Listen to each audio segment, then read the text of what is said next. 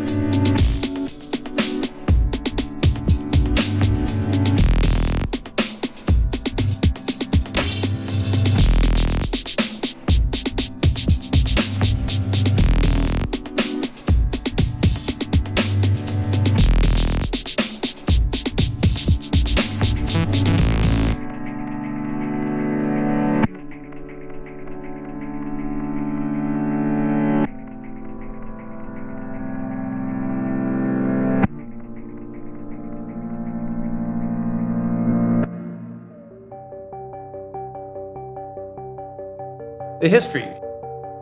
I had been running the dark tangent system. That was the name of my bulletin board systems. The bulletin board was known around the world. We were on international FIDO networks.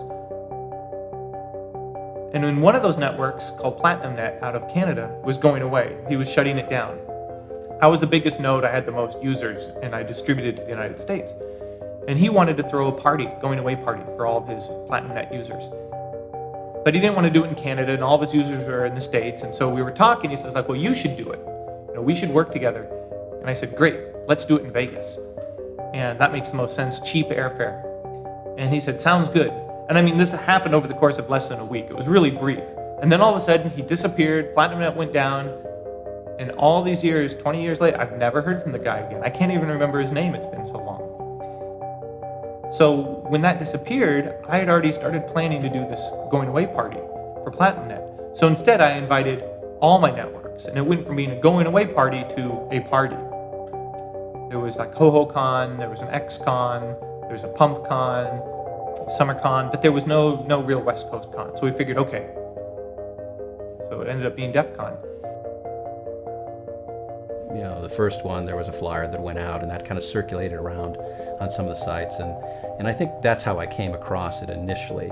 I'm assuming it was because of a book I wrote, or maybe my congressional testimony, I don't know, but somehow he had contacted me to come out and speak. I actually didn't want to go to the first DefCon. I did not want to go to the first DefCon. A number of my friends were going, they were trying to get me to go, they kept telling me it was going to be fun, and I kept thinking to myself, I'd never been to Las Vegas before. And, you know, I used to go to BBS user meets, and, well, a lot of them were pretty lame. And I thought to myself, okay, this is just going to be a BBS user meet in Vegas. Contacted me somehow, said, you want to come out to Vegas? I said, I don't like Vegas. Come out and speak, and there's a bunch of people, Phil Zimmerman and a couple of folks, and DefCon 1. And I had a blast. I had so much fun. It felt we were part of something that was really kind of legitimized because there was this event around it. You know, it wasn't just, you know, random people that you might have known or heard, or it wasn't, you know, somebody on the, you know, in the phone freak world, it wasn't somebody on the end of a toll-free loop around that, you know, you called at midnight and, hey, who's there, you know? So I ended up meeting a lot of people, some of whom I'm still friends with to this day, out of all of that. And I remember after the first DefCon was over, and I was back home and I was decompressing, and somebody wrote me on UUCP in my email, wrote me an email and said, hey, that was great. When are you doing it again? And until I'd gotten that email, I'd never thought of doing it again. And then I thought, you know, I could probably make this better. I could change this, and then that started it. That was all game over from there. It was every year, what can I make better? What went wrong? How do I fix it? And that geek sort of fix it mentality kicks in, and you're always trying to improve it. So it's sort of like this challenge you'll never solve, but you keep wanting to make it better.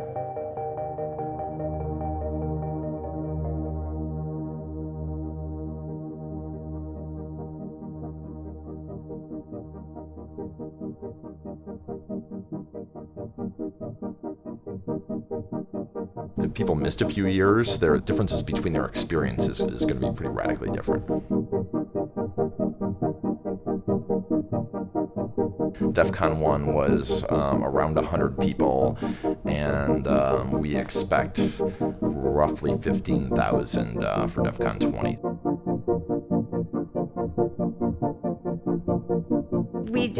We work nonstop.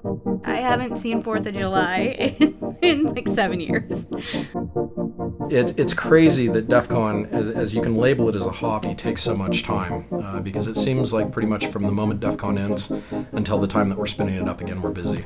You know, technically I retired 2 years ago, but I can't give it up because it's such a part of me. I'm giving back to the same culture that spawned me.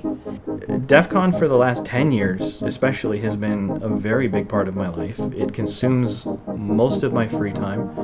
DefCon starts for me the day after DefCon is over for the next year. It's going to be amazing. We have so many surprises planned for the attendees.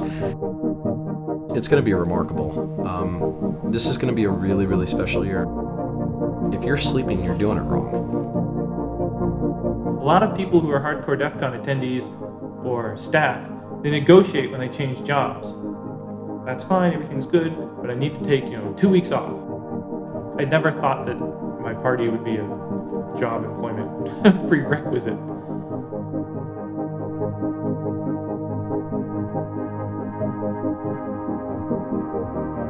I am not kidding. I am expecting another well-orchestrated, well-oiled machine coming together and producing this amazing gathering of geeks.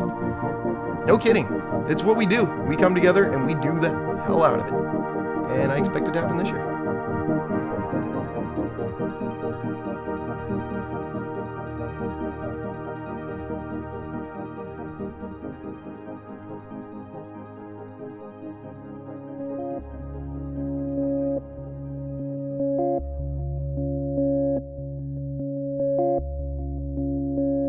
There's absolutely a difference between driving and flying. When Utah Group, for example, used to go down to DefCon years and years and years ago, there was a whole process where basically we gathered at this restaurant called D's, or like we called it Freaky D's, at like 2 a.m. And basically, 20, 30 of us pile into the restaurant, and we'd have our caravan of cars all set together, and that was our group of people.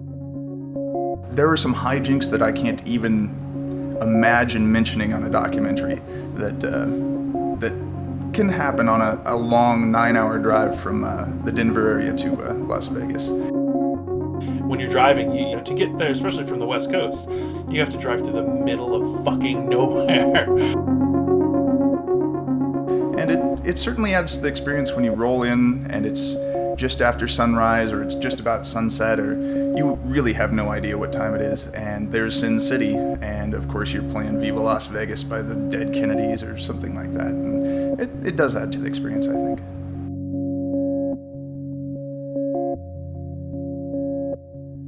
Great job. Actually, here comes the hack bus now, which is pretty awesome. Yeah, great timing.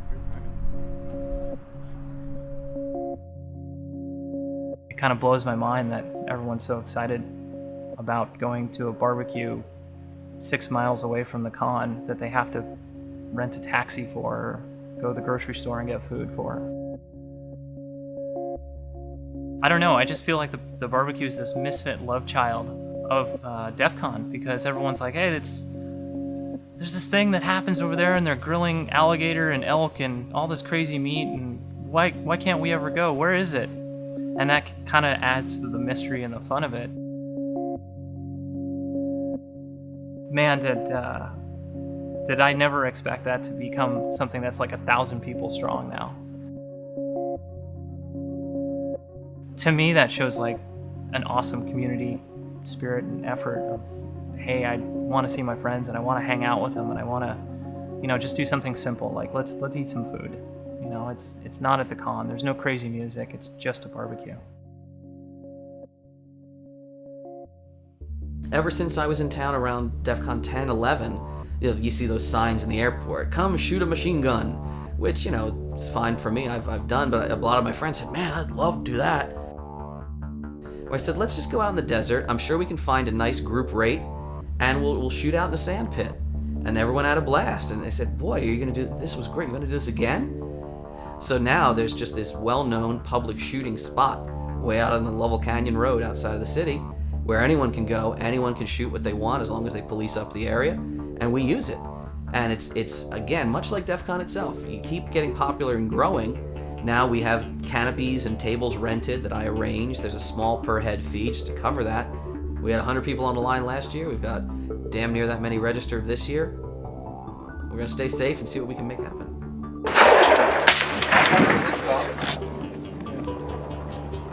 Can everyone hear me over the reports over the burp? Yes. All right. All firearms are always what? Loaded. They are always loaded. Nothing is ever an unloaded firearm. You always point the firearm where? Safe direction. In a safe direction. Yes, the key point, not just being your target, but what is beyond it. The hacker community, you can never put a single hat on anybody, but there's a libertarian undercurrent to a lot of our membership, so being able to just treat guns as, well, that's this piece of equipment. If you use it the right way, it's great. It percolates through most minds. So you get the occasional raised eyebrow, but half the time that's the person who's like, I'm gonna go see exactly what you think is so fun. And they're out there shooting a cannon or an automatic rifle, and they say, boy, I get this. Come on in.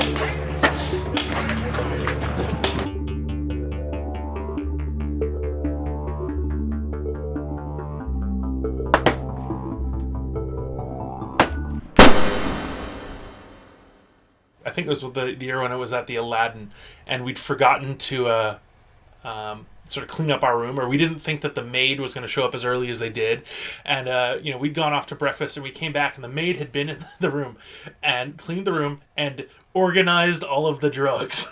So there's like a little pile of acid and a little pile of ecstasy and some other pills. And they're all nice, neat little piles.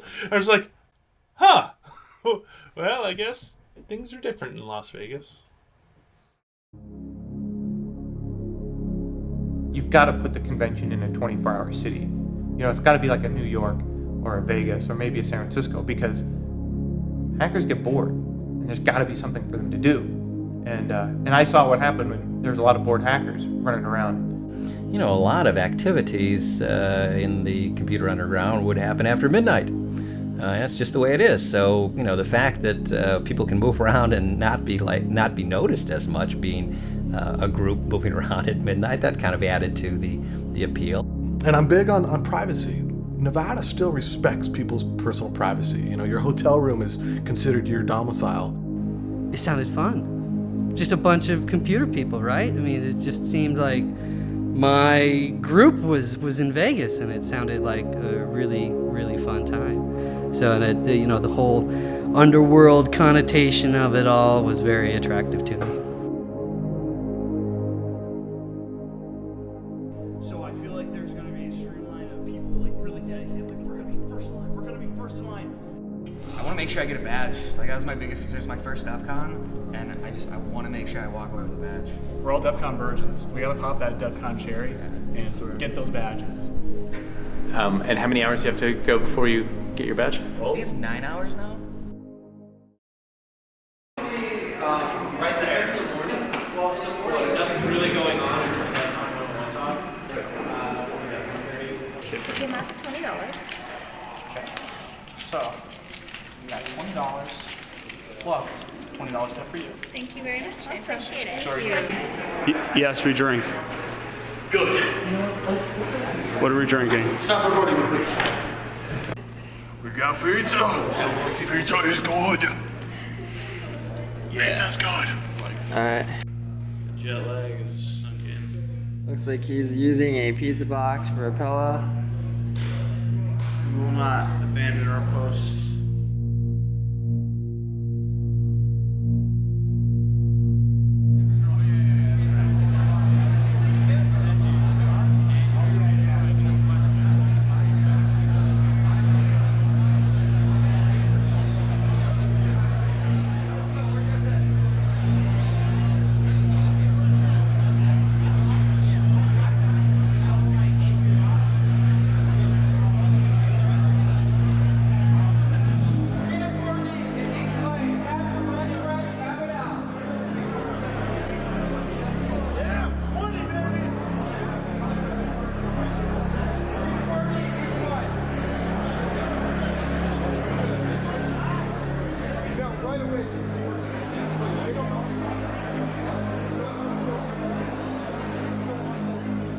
This is my first DefCon badge. Now, what made you decide you were going to come to DefCon? My husband's work decided to send him, and I started going through all of the videos that they had for DefCon 19. And I started looking at that and going, ooh, this is really cool. 20th DefCon. Been wanting to do it for years, and it was just one of those things that just sort of lined up. All the moons lined up perfectly. Definitely heard a lot about the con. It's a somewhat affordable con, and there's lots of technical discussions. A whole bunch of really smart people that probably know more than I do, most of them. So I hope to learn something.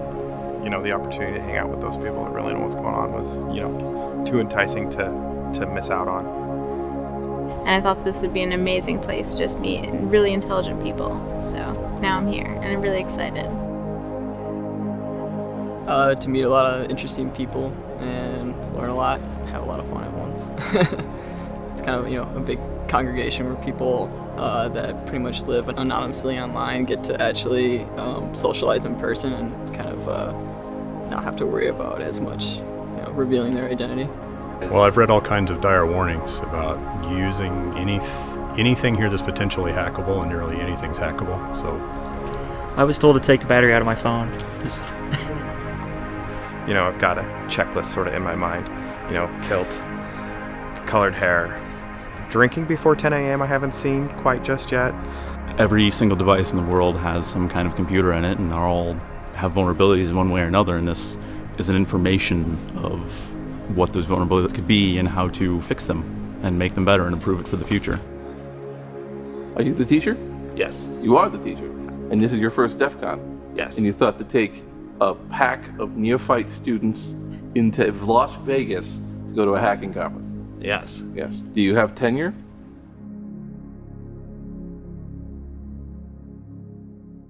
Rule number 1, follow the 3-2-1 rule daily. And please bear in mind these are minimums.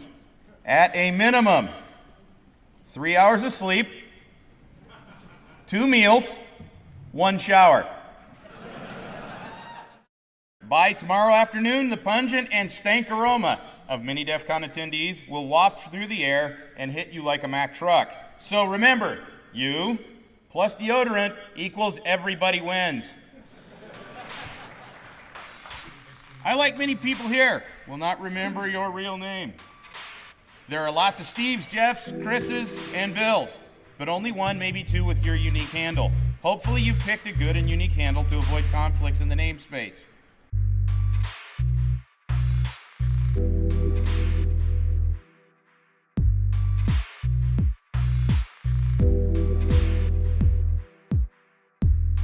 Create a good handle for yourself before someone creates it for you.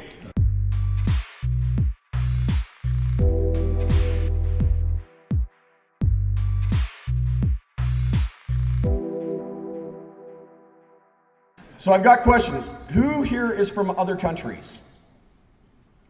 Wow. That's impressive. Thank you for coming all the way to join us, you guys. That's awesome that you came out. DefCon is truly an event and a conference where you get out what you put into it. DefCon is the one time a year where everything that we do year-round actually becomes physical. All these people that you've met in IRC, all these people you've been chatting to, all these people you've been reading their research, following their work, looking at the different things they're publishing, they're here. Walk up to them, tell them that you like their work, buy them a beer. They'll probably be your best friend. It's one of the biggest things about this crowd you've got to really swallow is the fact we are all super, super approachable. You can be a wallflower here and still get a lot out of it, but you're not going to get your $200 worth, frankly. You're going to have to interact, work with people, get to know people, go party with people. If you don't know something, be proud of that. Be like, I don't know this. Can you please teach me? Can you please educate me and train me? This crowd loves spinning people up. Take the time to go in and learn from these people. They're geniuses, truly geniuses, and some of the best in the world in whatever it is that they're presenting or working with. So take advantage of it, you guys, okay? All right, the next rule is one that basically says, the media is not your friend. Don't trust them.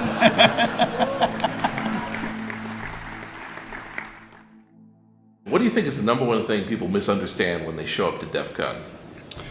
That it's a den of illegal activity and you're going to come learn how to do really neat, illegal black hat. Going to get in trouble if the FBI shows up at your door, and you should show up with your ski mask on just so no one can know your identity. Yeah. What is it actually then? It's a publicly funded private party for a bunch of really cool people. Yeah, our reputation is, it's out there, but people are proud of it, and I'm probably the only one who tries to go around and go, yeah, it wasn't quite like that. It was sort of like this. I don't think people understand how much goes in to creating a show of this size. DEF CON looks like this big amorphous jellyfish of people everywhere, but what I hadn't realized is that there's really a lot of stuff that goes on the back end to keep it running like clockwork. That's what makes DEF CON so exciting. It's super organic is the way I see it. If you're inflexible, it doesn't work with DEF CON because there's too many people. And you'll just break. And that's just the reality of it. I always joke that for me, it's an opportunity to spend 4 days out of the year not caring about computers or computer security. Everybody's Christmas, New Year's, birthday, anniversary wrapped up into one for hackers. It's an experience that's not like anything that anybody has described because it's kind of something you can make what you want out of it. Like, you can show up and you can just go to talks and you can sit there and get that out of the conference. Or you can show up and just party. You can show up and hang out in your hotel room with a bunch of friends. When it comes down to it, like, you're the driver of the experience. It's not a pony show where you can just, sit down in a seat and let it unfold before you. The more active you become inside the con, the more fun you can have.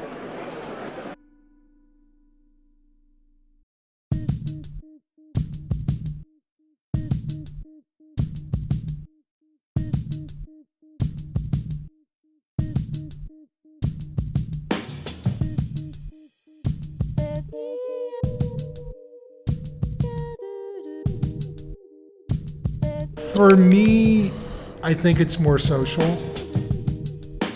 Mainly for me, it's just a lot of close friends that I get to meet once a year because of the diversity of where they all live in the United States. So this is kind of like a meeting point. Go out there, be social, just run into people and say hi, and just strike up conversation because you will meet interesting people here. It's fantastic. Everybody's friendly. I can sit down, talk to anybody, and I just ask them, what do you do? And they're happy to tell me about what kind of employment they do or the hobbies that they're in, and just striking up conversations. That's my personal favorite. It's a combination of the people who I run into at DEF CON and just sort of the atmosphere. It's like a giant party that doesn't want to end, but there's a lot of really smart people in one place, and it's just, there's really no other place like it.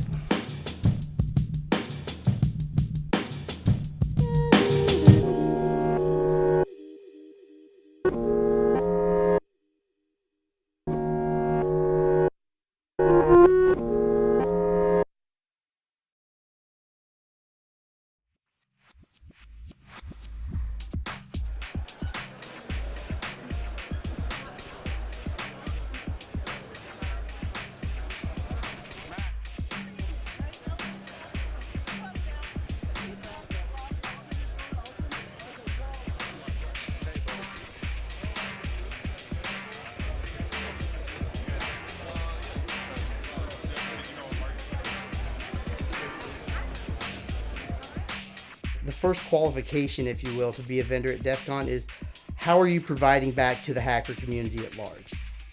A lot of money goes through there. It's kind of staggering. One thing that we try and do is most of these guys, most of the vendors, if you walk around that room, this isn't their primary business. These are people that are in the community. You'll take a look at these guys. They're only doing this time of year, and it's only to provide something to the community that they think is neat. Those kind of folks definitely get a priority when I'm looking through applications.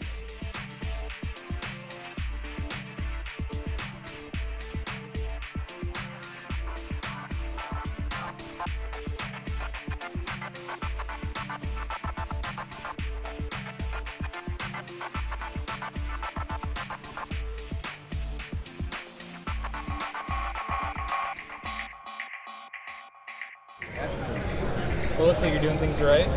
Okay, is this on? Yeah. Oh, boy.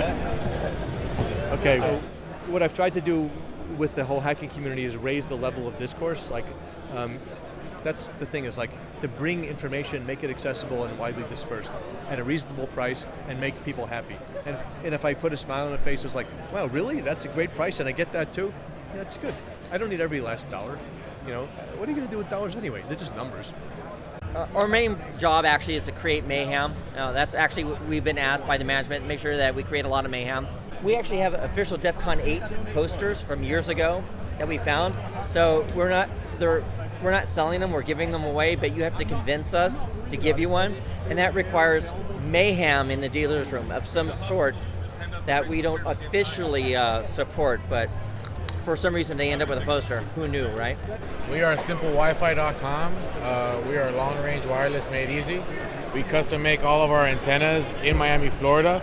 So if you want to go creating a hotspot and turning around your whole neighborhood, or you have that guy with unfortunately has an open signal, you don't want to pay for Wi-Fi, you can send your antenna pointing right at it, grab that signal, and you have internet for free. The people that want something one year that you didn't bring invariably won't want it next year. It's like, you know, everyone wanted network cables, or everyone wanted PIN card readers, or prox card readers, or magstripe reader encoder decoders. You know, it varies every year. And then, you know, everyone that like leaves something behind, like, we need a hub. And it's like, okay. I only have 53 tables total that could be sold. Some vendors are getting 2, some vendors are getting 3. So you have to decide what's going to actually provide the most benefit to the attendees. What are they actually going to want to buy? And we certainly have made mistakes in the past. For one thing, I mean, used to it, we shouldn't have even called it the vendor area. There were a couple of years, and I can't blame anybody but myself for this, where it should have been called the buy your t-shirts room. The only thing that was for sale in there was t-shirts. You know, you had like 2 hardware vendors and 33 t-shirt vendors.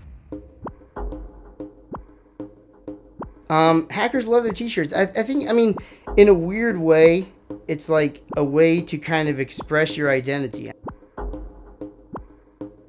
I think we all do that through our shirts. It's a way when you're walking down the hall at DEF CON or any other conference or at work or wherever, for people to kind of get an idea of who you are. So yeah, I mean, the t-shirt aspect of it is certainly important. But this is one place where I can wear all my t-shirts. And people will know what it is. Yeah, people get it.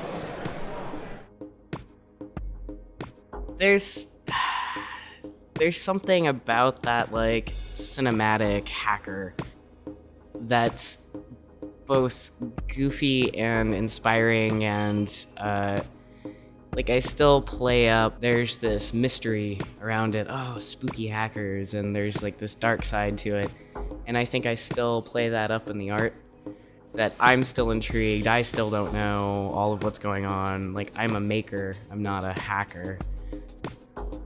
So I was a goon the first year, and they stuck me in the info booth, and then about halfway through the first day, Russ came over first and said, hey, I want you to draw on my badge. We had great big badges that year that Joe Grand did, and so I drew on it, and then Pyro came over and said, hey, draw on my badge, and then in about 10 minutes there was this line out the door of people like, draw on my badge, and so Russ came up with the idea, well, if you're going to draw on the badge, why don't you make them give $5 to EFF for every badge you draw on?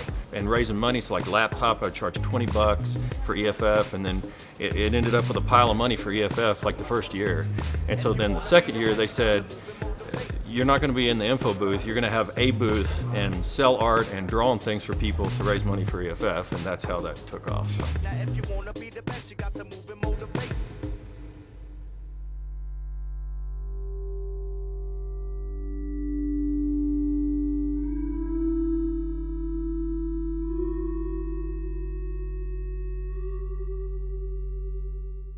You have to believe in what you're doing, and you have to believe that whatever you have is the hottest, coolest, newest, best thing. And that if you have any shred of doubt about what you're presenting, or if your heart's not 100% into it, the audience is going to pick up on that right away and tune out.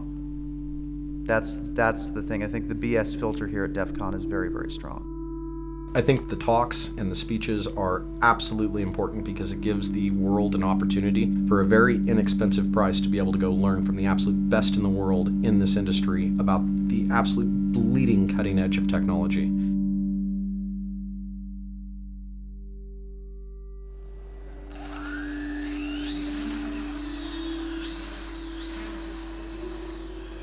It was between 300 and 400 submissions that came in for people that wanted to speak at DefCon this year. Yeah, it was a rough year just because of the number of quality submissions. And there were some that any other year absolutely would have been accepted. But I think because this is the 20th DefCon, and it's because people want to be a part of DefCon 20, we got so many more submissions and so many more quality submissions. I mean, DefCon speakers are all different types, especially this year. You have, you have generals and you have 15-year-old kids, all of whom have something different to contribute. There's no really one thing that you can say that unites a DefCon speaker except for their desire to present their ideas to an audience.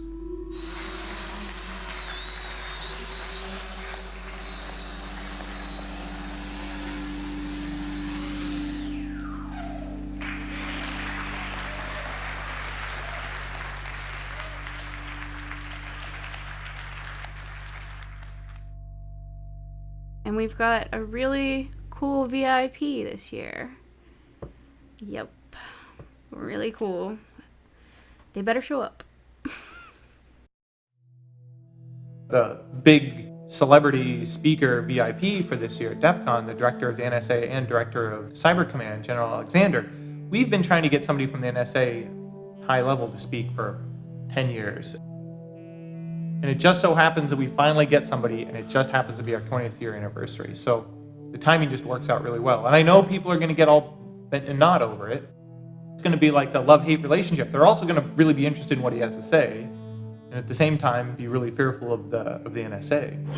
It's a milestone to see someone of his position and level come here and speak about security and hackers and those types of things. Jeff Moss made a valid call, and he kind of said, look, we have to interact with these people, We have the technical skills, and they're the ones calling the shots, so we've got to interact with them, and at the end of the day, we've got to educate them, Hello, DefCon!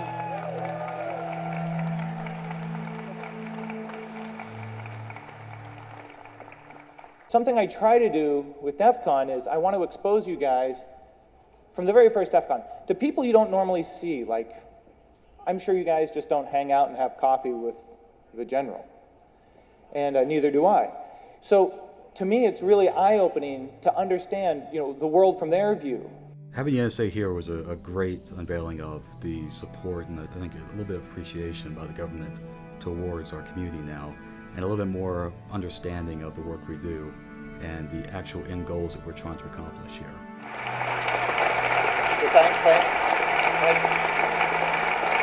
Honor to be here. It's an honor and a privilege to be here.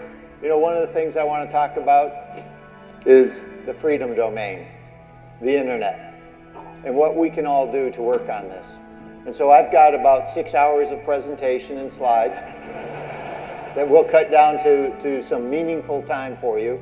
I think it's amazing, and DT wouldn't believe you if you could go back in time and tell him 20 years from now you're going to have an NSA general here talking to the group sort of as an ally. Seeing people like General Alexander come down and meet with us hackers it's just amazing. I've been in the hacking scene for over 25 years now, and I remember the days when we were just considered criminals that no one wanted to integrate with. They didn't understand how a hacking ethos could be applied to things that weren't illegal. And now, this completely legitimizes what we're doing. People want to see what we're doing, they want to hear about what we're doing, and they're realizing that we have a role to play in keeping the world's infrastructure safe and keeping the government safe. That's awesome.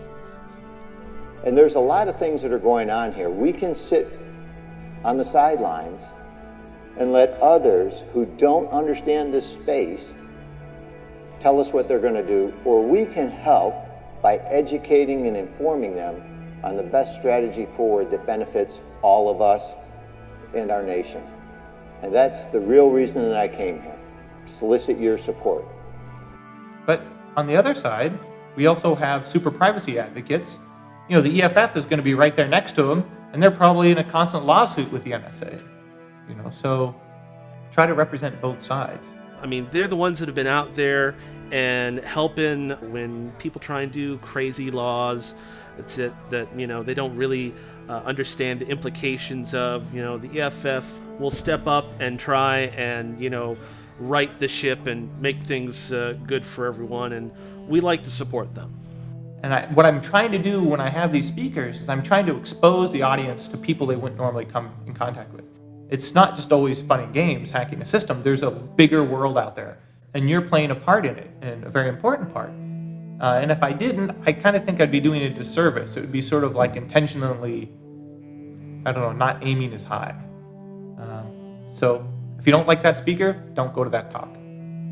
And I think when you bring in not only our great talent here, but those of our allies, I think that's absolutely superb. All right, that brings this session to a close, so let's have a round of applause for General Alexander.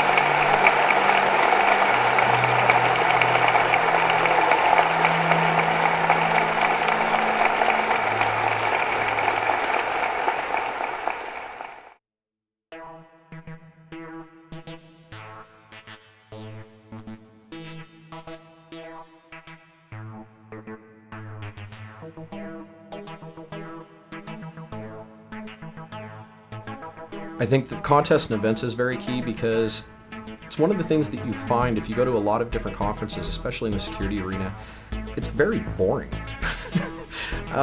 Usually you're sitting around at a bar getting really, really drunk with a bunch of friends and going to a couple talks that you're interested in seeing, but overall it's a lot of looking for something to do. We've just grown to where now I believe that I'm managing about 50 events and contests throughout DefCon 20.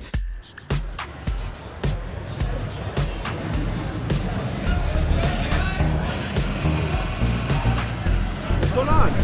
Not much, just cutting some mohawks.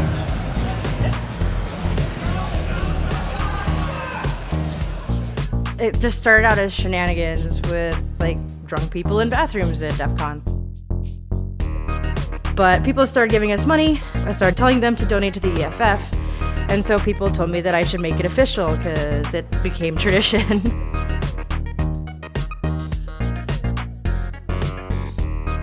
Last year we raised about $4 grand total for EFF, Hackers for Charity, and other hackerspaces around the country. I've been growing my hair out for 2 years. It was difficult for the girl because she's about this tall and she had to stand up on a chair to actually finish it all. This year we have a goal because last year he shook on it. DT will be getting a mohawk this year if he likes it or not.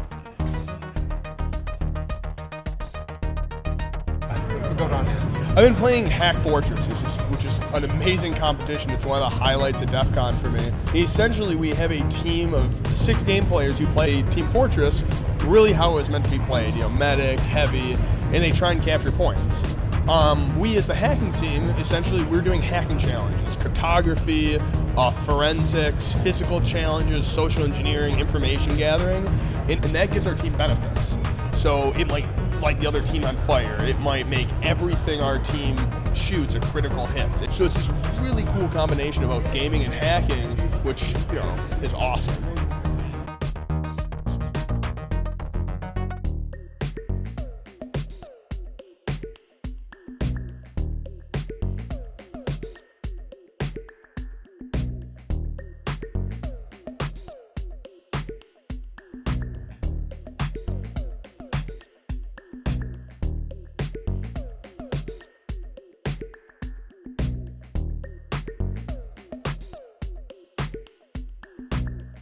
Now you've got an objective here. You've got a 3-person team, and you have to infiltrate this office, steal a lot of information, and get back out again in 15 minutes.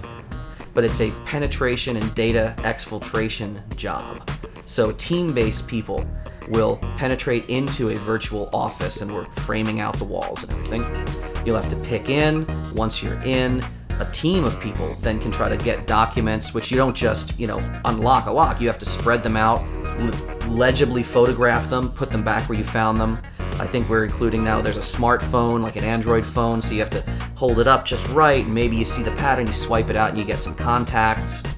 So I have this computer running Windows 3.1. So I'm watching people trying to fumble their way through Windows File Manager looking for data. But the really key thing is if you can unlock the computer where it's chained up, can you get the whole computer out of the office? And can you do it without powering it off? So we are hotjacking into the wires, splicing in a UPS, using a tool that feds use called a hot plug to transfer the switching of the power on a whim. But a lot of people, mad dash, half Tiger Team, half Marx Brothers movie, running around this office, getting everything, getting out clean, locking it up after themselves. Yeah, I can see a lot of us who used to be the guy who would maybe get drunk and worry about being arrested. Now we all have jobs where we do this professionally and get paid for it. Reset to the real score.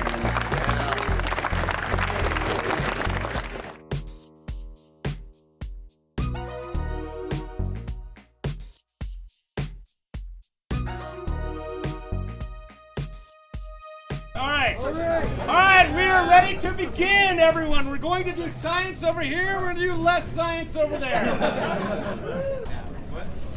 These teams are tasked with cooling a beer to exactly 42 degrees, which is ridiculous. But people came through. People came through in amazing ways that I never expected. This year, I took away all the restrictions about what you can and can't do. And I said, you have to get it to exactly 42 degrees.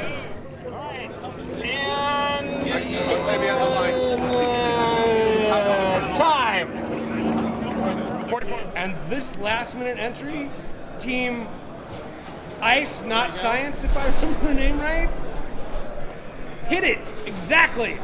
And it was a fantastic success in the end.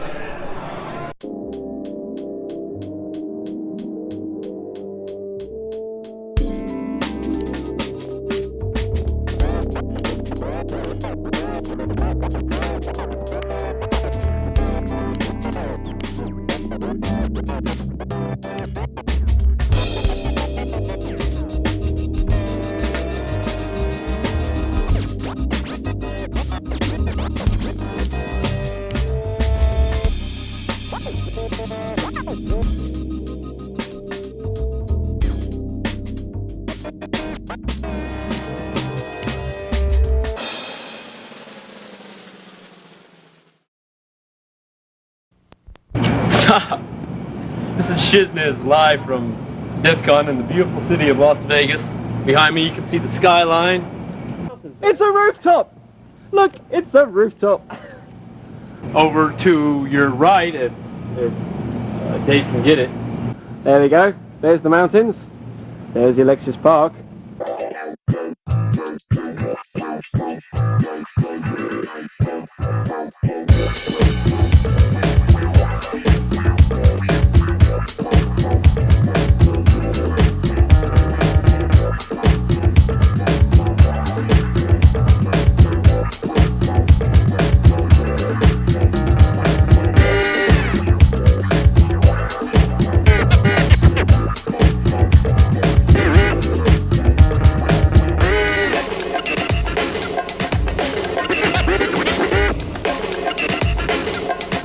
The Alexis Park is part of the DefCon legend. It definitely, it's probably the closest thing DefCon has to a home.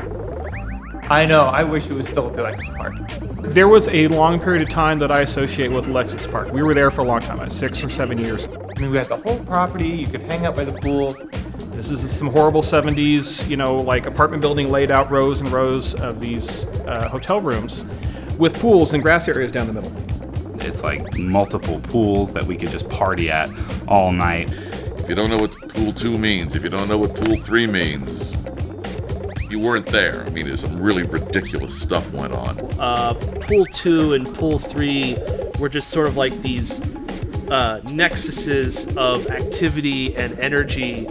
You could be guaranteed to find something going on at 2 a.m., 3 a.m., all the way to, the sunrise. And we had folks that were underage, and we had folks that were overage, and everyone was not sober and doing their thing. And I was told at one point that at the Alexis Park, we did enough business in alcohol sales that equaled about 4 months of their normal alcohol sales. And you talk about debauchery. The AP was where true debauchery at DefCon occurred.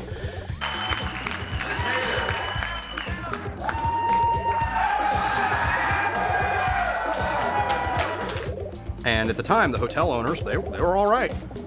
They were all right. They had the attitude of, you know what, you can trash our hotel if you want. You can pay for it.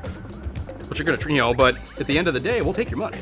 They weren't as concerned about the lights around the pool getting destroyed and things of that nature, so it was a little bit easier to deal with destruction in that way. I go to check in, and they hand me a list with check-in. They're like, okay, let me explain this to you. And it's a list of all of the objects in the room at the Alexis Park with a dollar amount next to it. If you would like to destroy this object in your room, this is how much it will cost you. You could just get insane and you weren't waking anyone up. You didn't have to worry about security coming and telling you to stop doing something, because usually you were doing it to somebody who wanted you to.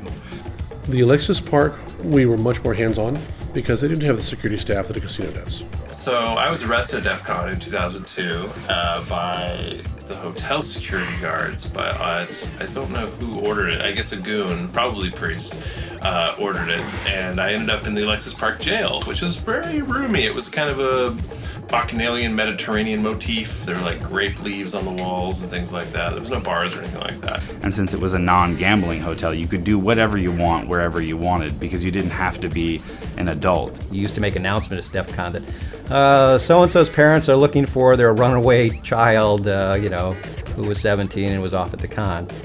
It was a different experience. Everybody says, I wish it was the Alexis Park again.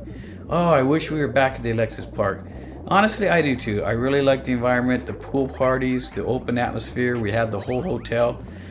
But then everybody forgets that, oh, the lines are ridiculous. Oh, the rooms were overcrowded. Oh, I couldn't do anything. It was awful. There was no room for speaking. I mean, people would make t-shirts about how terrible it was to get into the tent in the parking lot. So it's better. It's more organized. But yeah, it's a little different. I wouldn't go back. For us to go back there now, we would have to cut this conference by 2/3. And nostalgically, yes, I look back on that time and it was a great time. But we need a venue of the size of the Rio now to support the size that we've become. But that's probably the time when things seem to settle in that, we've got something going here and it's probably going to continue for a while. Well, that's one of the things. I mean, obviously the Alexis Park is near and dear to a lot of people, because this is, how many years have we been away from the Alexis Park? And still, every year, somebody drives over there, walks into the front of the hotel, and steals the giant floor mat in the front and brings it back to con.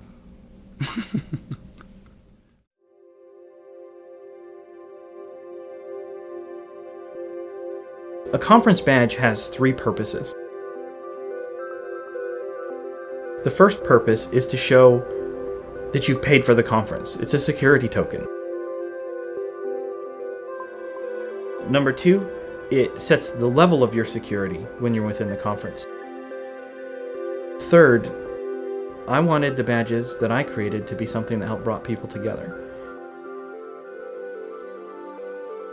I intentionally designed the badges to cause people to have to look at each other and talk to each other. To get to know somebody that they might not otherwise have known. It really is the interaction with the other people at DefCon that makes DefCon what it is. It's not I have this uber awesome electronic circuit badge that does such and such. It's the people wearing the badge that matter. And I think a lot of people miss that.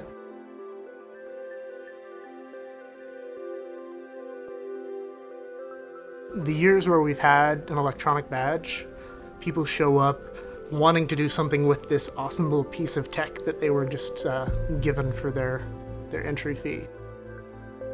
This is this is like an open badge solder session. We're helping people complete adding the connectors to their badges.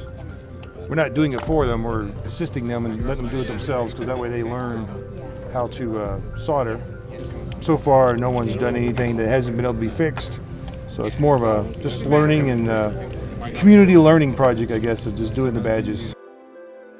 Yes, first DefCon, first time soldering. A lot of firsts this weekend. I really like to help other people just get better at what they do, or to find an inspiration, something they're passionate about. And I like to help them progress along that path. Pretty much 90% of the people here have never soldered in their life. This is their first time, and that's the goal. Let's introduce people, hey, it's not that scary, it's okay. We're here to guide you, and maybe you'll do it in the future. If not, you know you've done it, so it's one of those skills you'll have.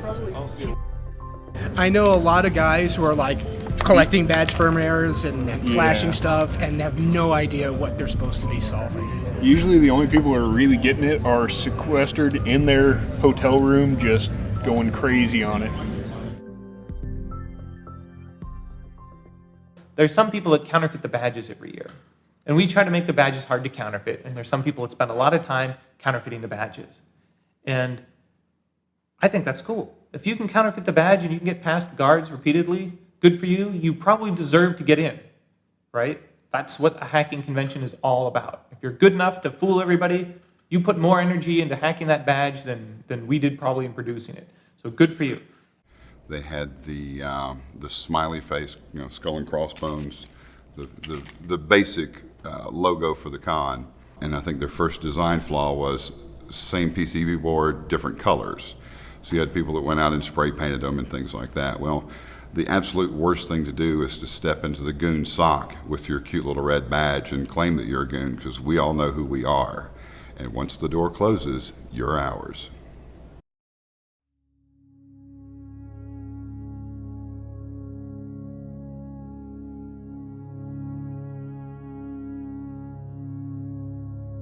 And so it was a space where I felt more at home, where I didn't have to explain anything to anybody than any other context I'd ever been in. Real hackers are incredible. They take nothing for granted, and they look at things to see how they can be combined to make something new. And hackers really have an interesting, innovative, creative way, the best of them, of looking at all sorts of problems that a normal person wouldn't know how to do.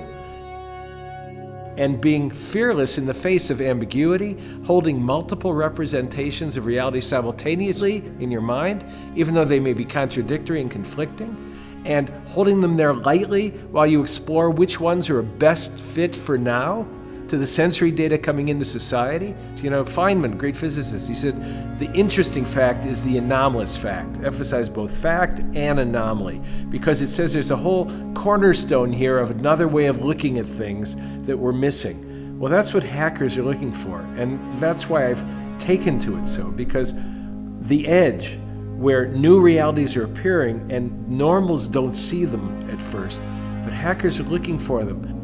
They're kind of the little homunculus inside the machine. When I come here, I don't have to explain anything to anybody. I don't have to back up and explain my point of view or my point of reference or why I said what I said or what was ironic or what was meant straight up, because people just kind of get it. And that's a terrific thing.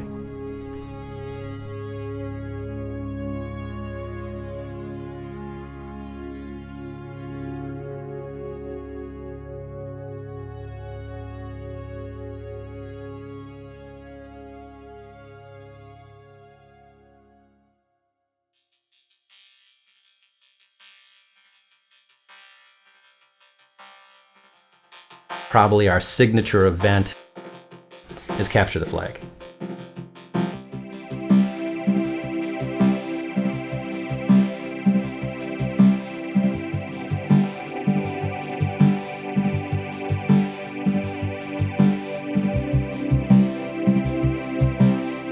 you go to DefCon and walk through the Capture the Flag area, you're seeing some of the best teams that are out there.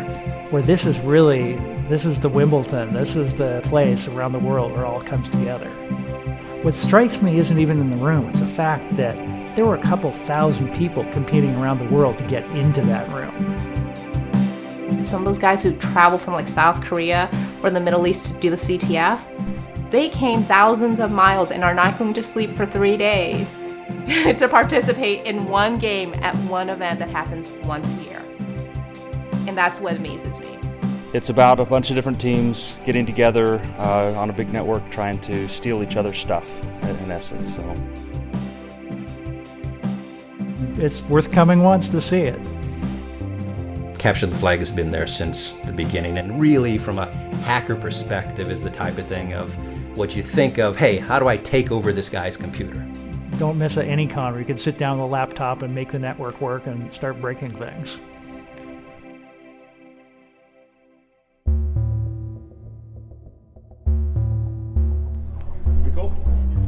So Crash and Compile is a programming contest crossed with a drinking game. What can possibly go wrong? If you're familiar with ACM-style programming contests, you're given a challenge, a word problem. You know, write a program that takes this kind of input and generates that kind of output. Some arbitrary word problem. And you start coding. You're coding along, and then you say, I think I'm gonna test something, and you try to compile it. And it doesn't compile, you take a drink. If it compiles but doesn't run, you take a drink. If it runs but doesn't produce the right output, you take a drink. Okay, you can see how this can degrade very quickly. After 45 minutes, any points that are not awarded, or that have not already been awarded to competing teams, gets awarded to Team Distraction. The team with the most points at the end of the night goes home with a black badge. No, Team Distraction does not qualify for a black badge, unfortunately. No, I am part of Team Distraction, which we try. Our actual first goal is to make sure that they get enough water and they don't drink too much. But then of course we have to distract them from their coding and kind of like mess them up and just distract them a little.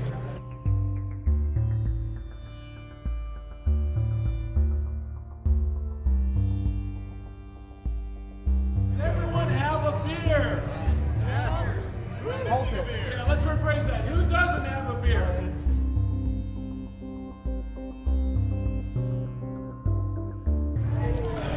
Are we there yet? We're there. Okay. Any other questions? No? Great. Let's go program.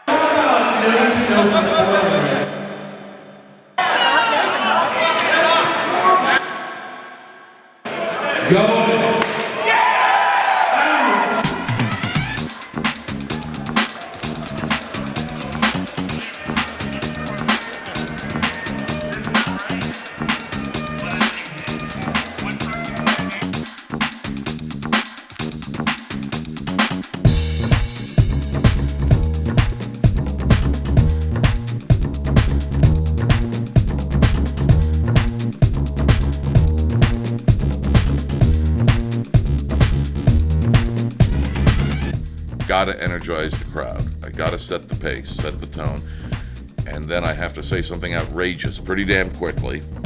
Gotta insult somebody quickly. The show's begun, and I'm not really aware of much of anything else for the next couple of hours.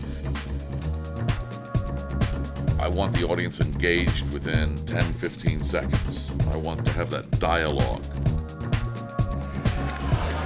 Copyright lawyers mean this by IP. Win or lose. What is intellectual property? What is intellectual property is correct. You can piss this crowd off very easily. So you get your feedback very, very quickly as to whether you're doing a good job or a bad job. Jeff and I had talked, and he says, I really want to notch up the 20th. I want to go up with a bang, and I want to do all these crazy things. And it was cool. The final category is fear. Oh, thank God! I think that this audience probably 50% bigger than last year. So that would put that crowd, I'm guessing, in the 2,500 range, something like that. But this one was huge, huge.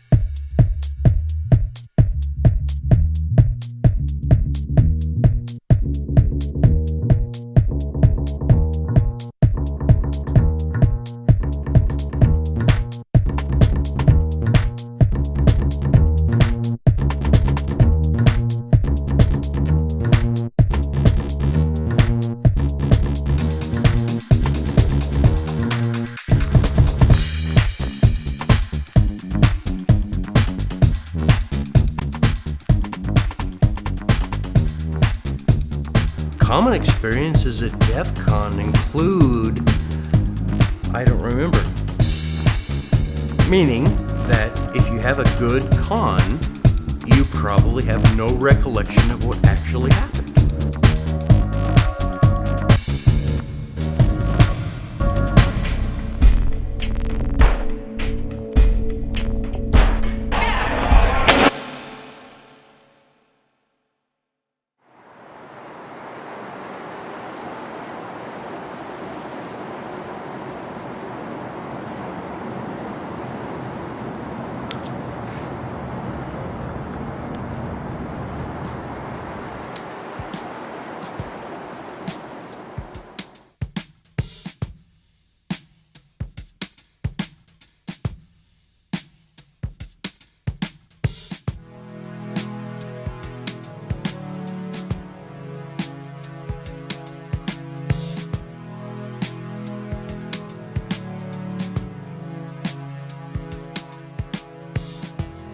If you've never been, don't base your assumptions off what you've read or heard.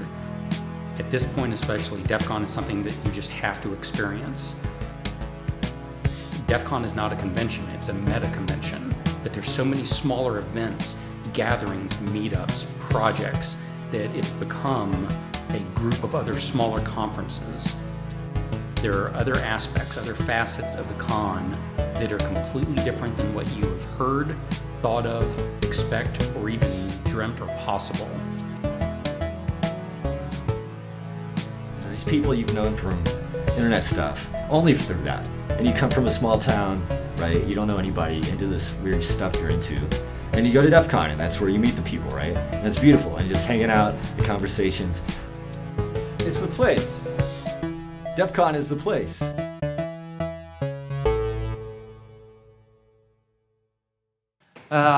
So they change periodically. And so the fire marshal you had last year may not be the fire marshal. Oh, I think that's the attorney. Hello? Hey. Okay, we'll let you in. I can think of a couple things he might have done, that I wished he hadn't have done. I can think of one. When we started, it was very clear that Jeff was younger and he was way smarter than me, but in my opinion, he had no street sense, which essentially just meant that he didn't know what the ramifications could be from a law standpoint on some of the stuff we were dealing with. It's really not property damage stuff that you can do something about, you can liquidate that, you can price it, you can figure it out. I mean, we've had lawsuits, we've dealt with, big major battles. It was me versus 8 lawyers from Cisco for about 2 years. And, it's got these players that can get involved that aren't really attached to DefCon that can put DefCon at massive risk for government intervention, heavy duty lawsuit intervention. People want to come to DefCon, which is fine. That's what DefCon, Jeff likes it, I think. They come to DefCon and they're like, hey man, I want to step on the toes of fill in the blank for Mondo, master of the universe, aggressive company. I want to come to DefCon and piss them off. What do you think? And, it certainly isn't boring when somebody says, yeah, I'm going to shut down, huge corporation X. So there's problems the public knows about, and then there's problems that never see the light of day, or hopefully never see the light of day. And so we've had a little bit on both sides. Nearly dodged lawsuits, those kinds of things. We had one at the Alexis Park where there was a federal grand jury we heard about that was investigating DefCon, and they were asking for all the room reservation and credit card info on everybody who attended DefCon.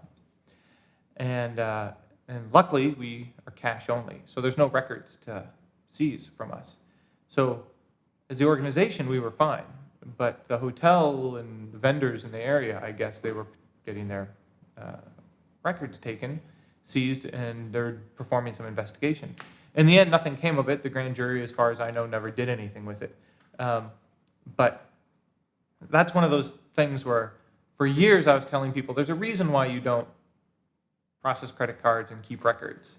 And after years of doing that, I was vindicated in my paranoia, because that would have been a huge legal battle to deal with all of that, to try to turn it over, not turn it over. So there's battles like that never see the light of day. And this is the first time I've ever actually talked about it. Describe Jeff Moss. Describe Jeff Moss. Oh. Jeff is a friend. He's an interesting guy. He travels a lot. He's very intelligent. Jeff's awesome. He is legitimately a good person. He's absolutely brilliant. And in my opinion, if we didn't have Jeff, this community and this culture would have never grown to what it is. Without Jeff, DefCon would have never made it this far. I believe that without DefCon goons, it also would have never made it this far. But Jeff is a glue. He's the glue that brought us this far. This grew from a very small conference where the staff was equal to or more than the attendees to a crowd that regularly, we've had to move venues every couple of years because we keep growing so much. Yet that continual continuity and the spirit of DefCon, if you will, is maintained because of Jeff. He's overly concerned about what the DefCon attendees think about the conference. He wants them to have a good experience. He really does. Jeff cares about DefCon so much. He's a bit shy, as I'm sure everybody has gotten to figure out over the years. It's difficult to get a hold of him sometimes at DefCon and difficult to grab him. He's like most hackers. He's not overly social. He's got that quiet side, a little withdrawn. He's only got so much that he's willing to give you. He is a really personal, kind-hearted guy. He is managing chaos. And it is not an easy job, and he is a very smart guy, and it's a very difficult job. And fortunately, he's also surrounded himself with people who can help him do that.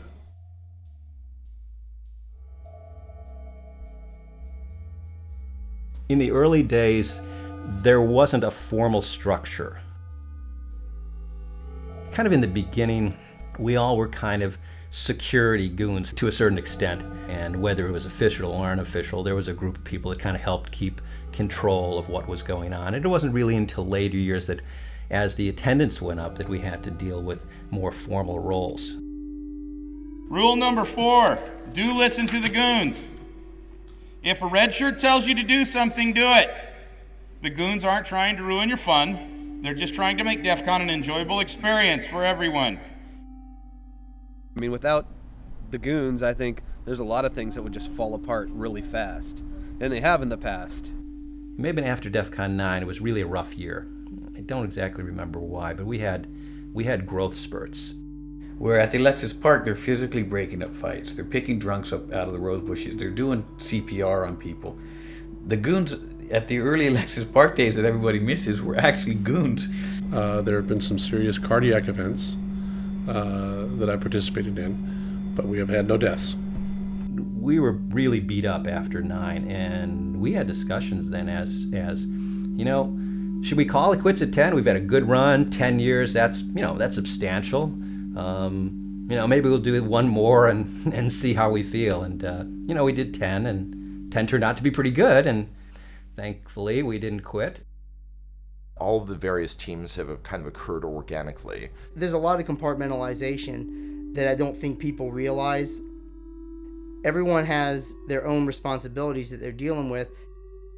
We've spent a lot of time over the last year setting up for this convention. It is truly a labor of love. We're all volunteers. We don't do this for glory. We don't do this for anything other than we want you guys to have a good time here. When I'm not at DEFCON, we're talking about DEFCON the entire year. We're planning for DEFCON. We're thinking about DEFCON. We're telling DEFCON stories because we live it. We love it. You don't become a goon, you're born a goon. The joke is that we work for shirts. We get a couple of shirts to go and work for 12-hour days plus at DEFCON, plus all the volunteer time throughout the rest of the year. A couple of our guys have worn pedometers over the years, and the average shift is between 15 and 25 miles. So we tend to, especially newer people, we tell them to wear, the right footwear. Make sure you always have water on you. Never walk into a situation where you don't have a plan. One of the things I like to say is at DEFCON, I live my life in the gutter, so you don't have to. But you're right, things that people don't see, that's our DEFCON. That's the Security Goons DEFCON. I'm glad to do anything I can for my fellow goons, anytime, any day.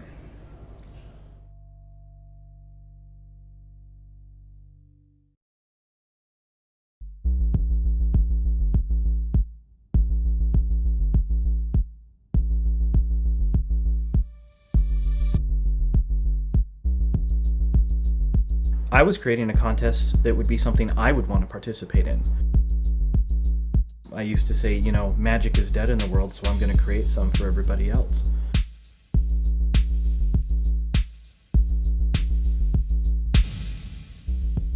I have to design cryptography and puzzles for an incredibly brilliant audience that is designed to be solved in 3 days. That's been not too easy, not too hard.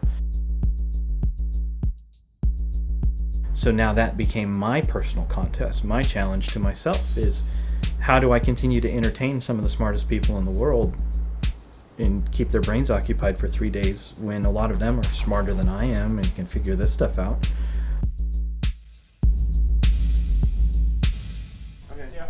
We've mapped out History Challenge. The first thing we got in History Challenge was a letter with 2 keywords: reprogram and underfoot. This referred to an insane sentence in the program. It's on page 40. Underfoot represents the third oval, the third sticker in the convention center, and those 2 things are 2 markers we had to write on a piece of paper and give to Lost. Probably one of the biggest compliments I've ever been paid was, and I've heard this a couple of times, are people that say, I go to DEFCON to compete in your contest. And that's, I don't know what else anyone could say. I'm very flattered when people say things like that. I'm shocked because I'm like, it's just stupid stuff that I think up throughout the year, and then I put it together and try and make it a coherent, flowing contest to the best of my ability.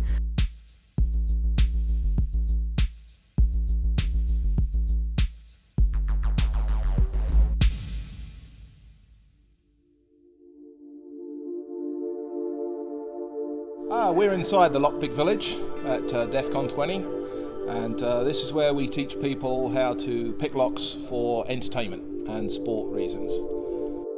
Most technical people seem to have a rather strange curiosity about how things work, and one of the things that leads us into that is how locks work.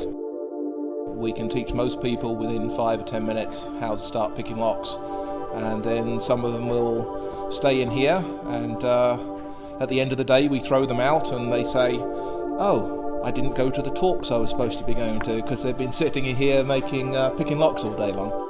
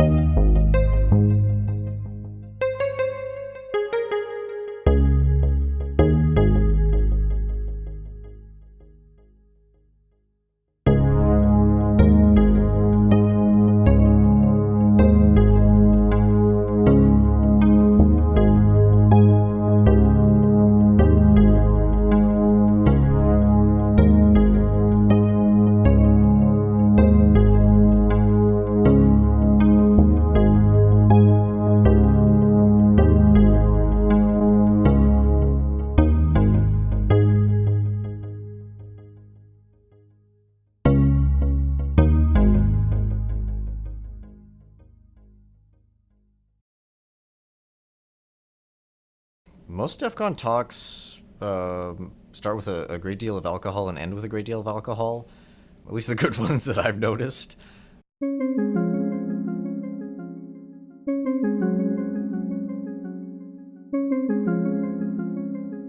The aircraft tracking stuff came out of the fact that I bought an app.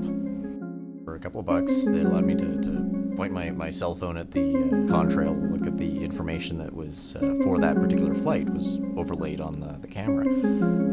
As I started digging, I found more and more issues.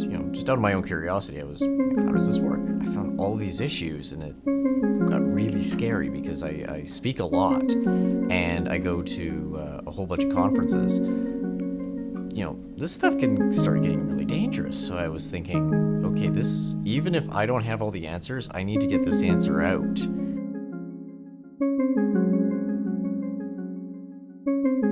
Really, I've done enough of these things and know the crowd that I don't get, jitters or nerves or anything like that.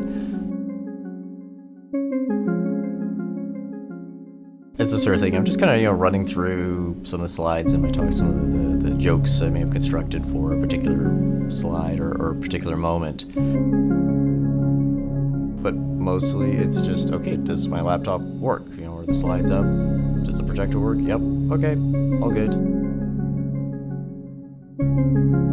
Thank you. So, yes, generally what I say is that when I get bored, bad things happen. At the Las Vegas airport here, you've got a flight landing every 90 seconds. That's an awful lot of metal, money, people moving around. How does this all work? How does this all fit together? You always hear about air traffic control, but does anybody really know how it works anymore?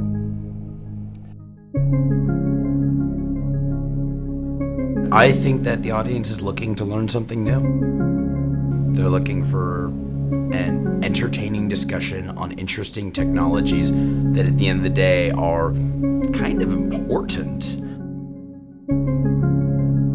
So increasingly my talks have gone into, why is the internet such an insecure place? What do we have to do? Not in theory, not to satisfy academic stuff, but like real world, what do we need to change to make this thing secure?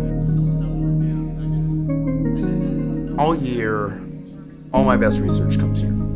All year I work on, what am I going to bring to DefCon for the next year? What am I going to do for this particular event? Because it's where it began for me. My career started because I started speaking out here in Vegas and started coming out to DefCon and showing off these toys. I'll be honest, a lot of my talks have had nothing to do with security. It's just like, yo, look what I can make that thing do.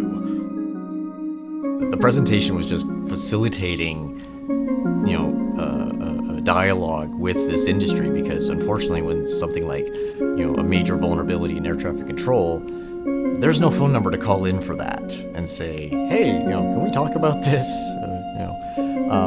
That doesn't exist. It was the first time I dealt with something that was really serious. The entire talk was theory. I had no facilities to actually test anything, you know, in a real world scenario, because obviously I don't want to be just going with a plane while in flight. Now the attacker is one step away between an evaluation and attacker-controlled code. My talks are stories. And that's the one thing that I advise everyone else giving a speech. You're telling a story to your friends about some cool stuff.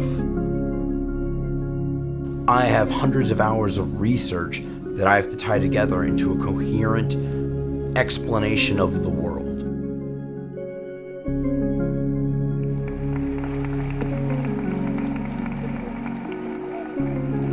I was expecting a response, and oh boy, did I get it. I was talking to people from, you know, major airlines, people working for airplane manufacturers, air traffic controllers, trainers. I've got a pocket full of business cards after this that I have to go through.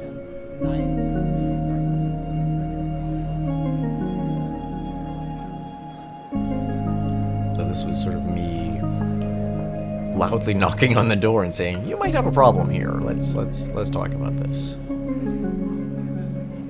Over the years,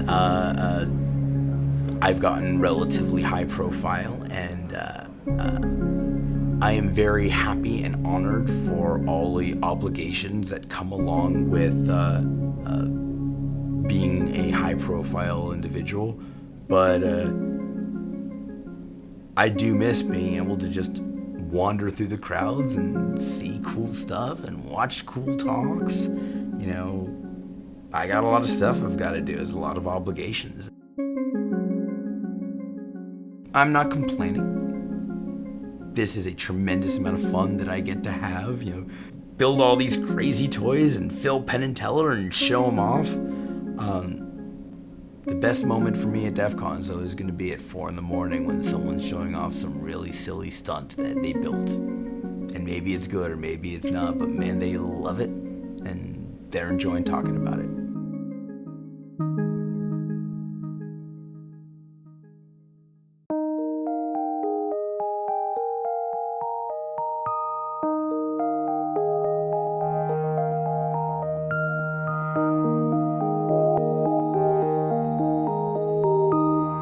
The community has matured from DEFCON 4 and 5 dramatically. When I was coming to DEFCON 4 and DEFCON 5 and seeing people in an official capacity, I'm now seeing them bring their children, and in some cases their grandchildren, to DEFCON 20. I say, great, bring your kids to DEFCON, because there's no better community to have your kids around than the people that go to DEFCON. There's every opportunity for them to learn something. And as long as you're a good parent, as long as you're a good hacker, anything that they see or experience, you can lead them on that path. Yep, so this is plastic. So this is just a long string of plastic, so it goes into this. This thing melts, there's a little heater in here that melts it, and then squirts it out as the machine, yeah. It's like toothpaste. This is the second time for DEFCON Kids and the second time that I've been involved. And DEFCON Kids last year sort of just was a smaller way to try to get kids and their parents involved in the hacker community and basically teach kids about lockpicking and soldering and hardware hacking and privacy issues and law enforcement issues, just all of these things that kids don't normally learn in school. Speaking at DEFCON Kids and working with these kids is almost more exciting to me, or just as exciting, if not more, than giving a talk at DEFCON. And having an opportunity to directly influence these kids. I mean, it's like an immediate, you can see in their eyes just this immediate understanding of once you show them something, they get it. And I mean, that could change their life. I would like to start, programming. Like, I would like to start learning the languages that they mentioned. For example, I'd like to start learning Python. What we're thinking of doing is adding some little extra pieces onto here and solder those on and make some other cool like programming with the light and make a cool little light show. The kids love all these speakers and like they're the best speakers. And I couldn't believe that DefCon kids had the same top speakers addressing our children. The people who are supportive, helpful, and just want the kids to gain this love of what they're passionate about and sharing it with the world, and it's wonderful. This is kind of like, for the kids, it's really inspired them to get involved in the hacking community and start doing some things. So, we've had the privilege to hear from some really great guys, and the kids are excited to go back and start doing things. It's been a lot of fun so far. Even though it's only day one, and I think we have about 4 or 5 hours of sleep, it's been awesome. Well, most interested, I think, is hacking. I kind of want to be a hacker when I get older, I would definitely call myself a hacker. So this is the year that your eldest goes to DefCon, right? I plan on bringing my 14-year-old to con. This year, hopefully, will be her first year. So I'm hoping to drag her out and show her not just what I have experienced over the years, but frankly, where she came from. Because at a basic level, I have to explain to my kids that I met your mom at DEFCON 4. I've asked DT for child support, and he's like, ha ha ha ha, who are you? That's how it went, really. I don't expect, Jeff to know who I am. After all of these years, I've been going to his shows for 16 years. And that's okay. I feel okay with him not knowing me personally, because frankly, the dude's got like 20,000 people that some of them expect him to know him personally. I'm okay with that. If there's a message you wanted to say to him, what would it be? Thank you, Jeff.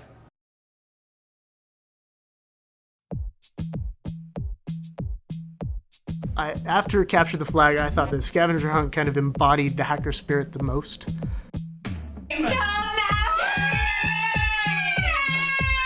There's a tinfoil swimsuit. Good job. She's clean. She's clean. 30 minutes, man. They're going to suck my blood. Hi, how are you? Good. I'm here to get my daughter. Scavenger hunt. We've got a huge list of items and or tasks for the teams to complete. By the end of the day, or the end of the weekend, team with the most points wins. There's a lot of activity at the tables constantly. Because the list is things to get and things to do and things to perform and that sort of thing, we get a lot of find, make activity all the way around the table. We wanted people to have a good time, and ending up in jail generally is not a good time. While there may have been things that were a gray area or could end up being illegal activity, I think we come from a community who knows not to get caught. We don't condone fire or stealing.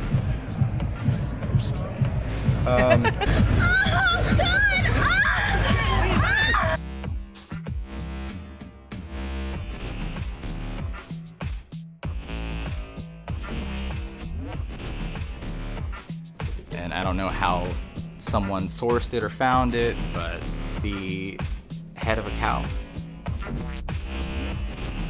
We'd put on the scavenger hunt list a live chicken, and I think we got 6 or something. Scavenger hunt winners of the past go on to become goons and contest creators and contest organizers and speakers and staff. Because you have so much social interaction, it really ingrains you into the community.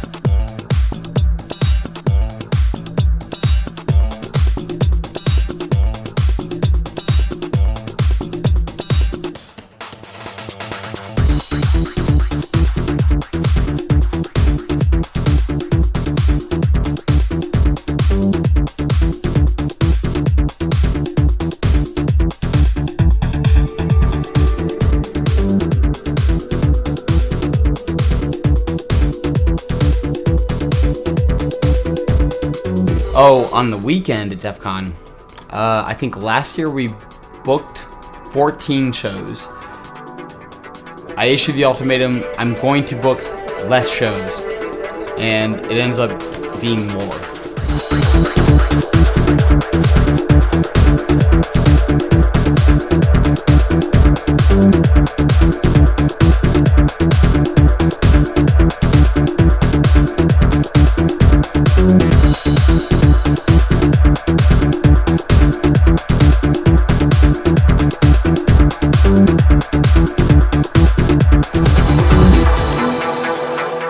The thing about DefCon that I find incredibly fascinating is that, yeah, a lot of these basement dwelling, like, you know, guys are just like basically getting the tan off of a LCD monitor, party the hardest out of anybody I've ever met.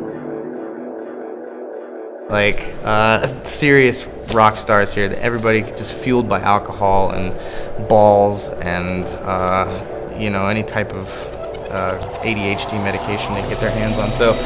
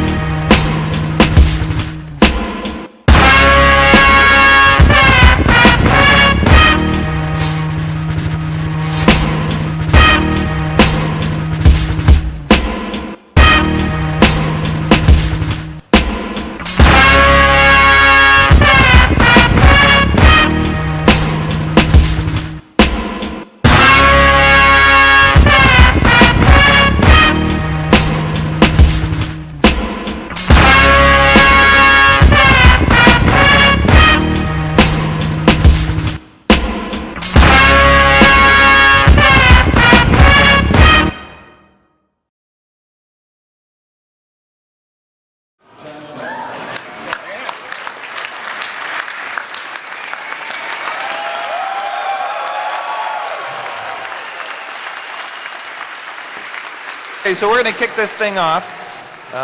We've got really a lot of things to talk about, but we've tried to organize it. So, this is the 20th year.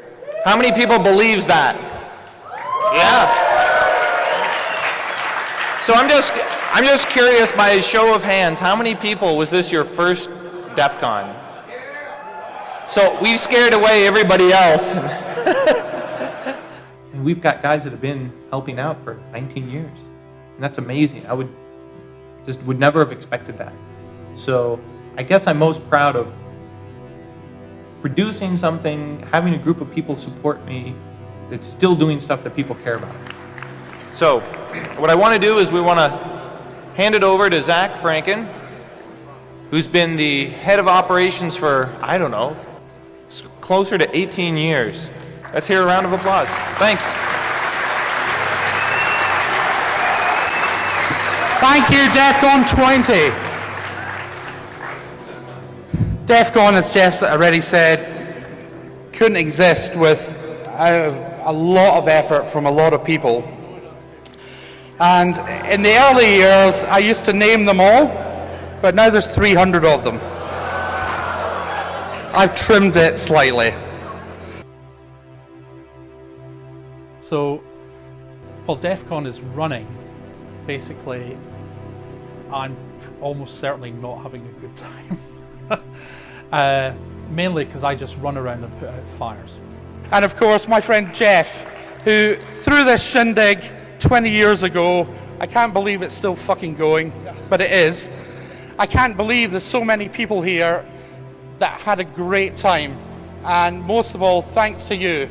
It's you guys that make DefCon. Thank you so much.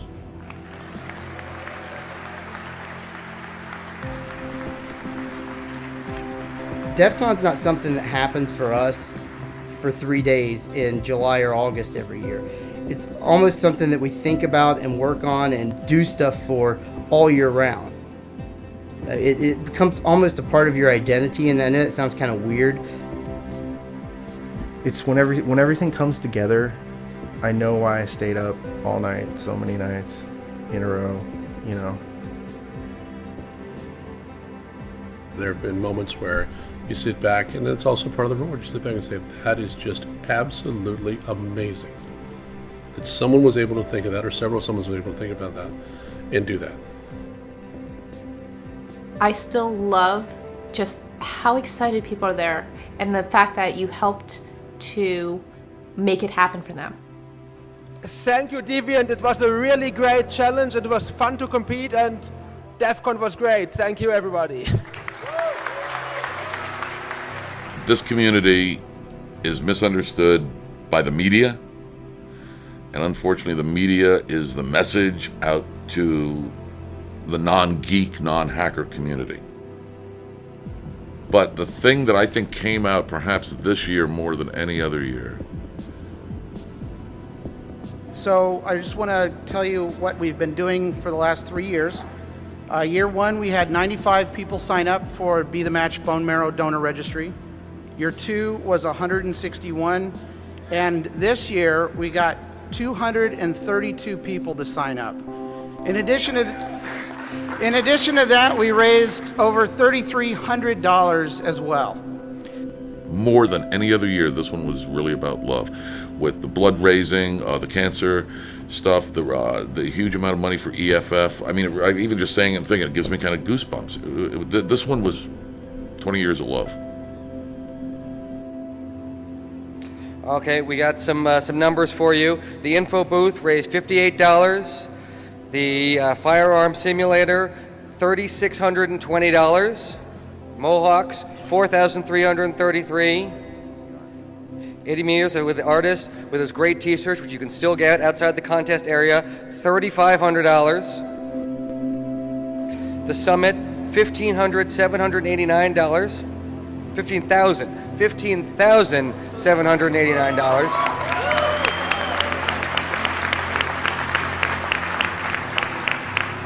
And Hacker Jeopardy for a total of $30,380. So thank you very much. So I'm going to go over here. So you have to understand, he's made this promise for, 3 years in a row now? This is beautiful. We've been waiting for this. Time for Jeff to get his hawk.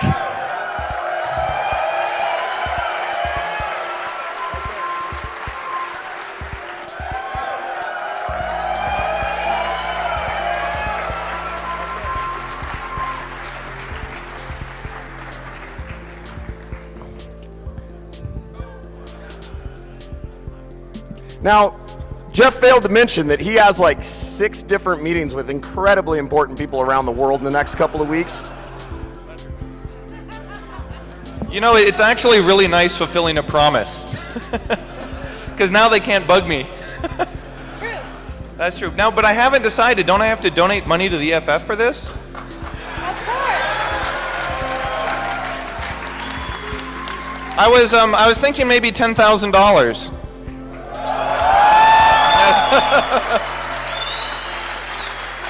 What do you think? That's probably a pretty good thing.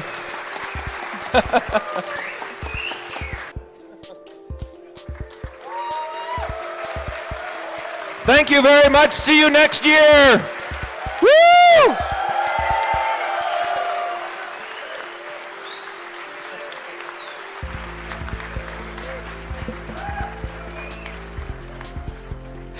I joke with Jeff that he could cancel it tomorrow, like legitimately cancel it, say, screw it, I'm done, I'm gonna go do something else with my time. And DefCon would still happen. It would continue to happen. Everybody would just go to Vegas anyways. Eventually people would start talking about stuff. Eventually they'd say, let's go out of the bar and go take over this empty conference room and talk about it. And DefCon would continue to happen organically, probably for years after we just walked away from it. So for those of you who aren't in the conference business, what happens is you sign hotel contracts for years in the future. You have to look into the future and decide, okay, 2 years from now, are we going to be burned out? Are people even going to want to come to DefCon 2 years in the future, 3 years in the future? Because you have to sign these hotel contracts years in advance.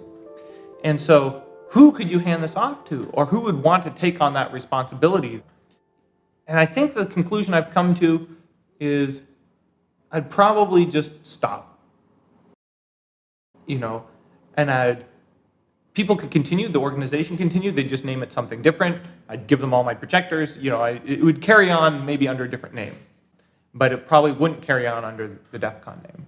The only scenario I figured that out was if I get hit by a bus and I die, I want to have the final DefCon as a huge party.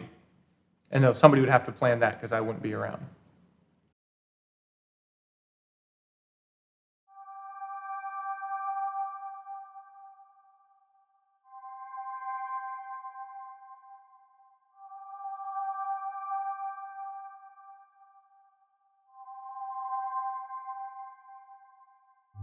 I don't know why. Every year, honestly, every year after DEF CON, I think half the senior staff says never again. All of us, we're all, yeah, me too. And then all your friends. I have friends all over the world that DEF CON for sure they show up to. And you get wound up, you get excited for it. You look forward to the experience again. So, yeah, we forget how much it hurt. Yeah, I do it. I have been. Been doing it for a long time. My second, she's 10 years younger than I am. She's been doing it for 5 years. She's probably due for her shot to do it. And I can be the old graybeard that shows up at DEF CON and just sits in the corner, has a beard, and reminisces. I can honestly say that without that first DEF CON and without, shaking hands and meeting people, becoming a goon, I wouldn't be in the position that I'm in now, and I wouldn't have the career and the means to support my family that I do now. It's outside of my imagination missing a DEF CON. When I started, it was like, oh my God, I found my home. And that's kind of where it started for me. Once I got to the first one, I was hooked from that point on. It's a degenerate family reunion. These people are my family. It's a family reunion. You got to come every year and see everyone. Basically, if you go once, you're hooked. DEF CON is, it's an experience like nothing else. It's great people and a great atmosphere, and I think from the time that I went, I knew that I would always go, that I would find a way to make sure that I was there every year. And 13 years later, I'm still going. These people aren't just my friends, they're my family, and I genuinely love them.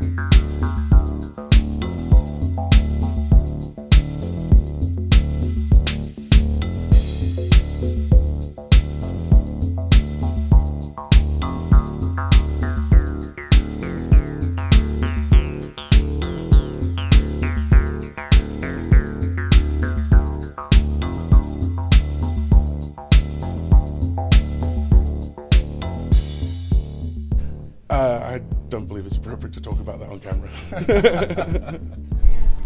I can't discuss that. I'll tell the story, but I don't think we should put it actually in the movie. Yeah. No naming names. No naming but, names. Yeah, we'll tell you off camera. I can neither confirm nor deny that. Yeah. Sorry. All right. Edit that out. Nothing that I'm going to admit on camera at this time until the statutes of limitations run out. And then happy to admit it later on, but once we've checked with the lawyers and all that stuff. Yeah. I think half of the experiences of my life that I could attribute that to happened at a DefCon. I don't know how many of them I can talk about. I probably can't talk about any of them. I really would like to, but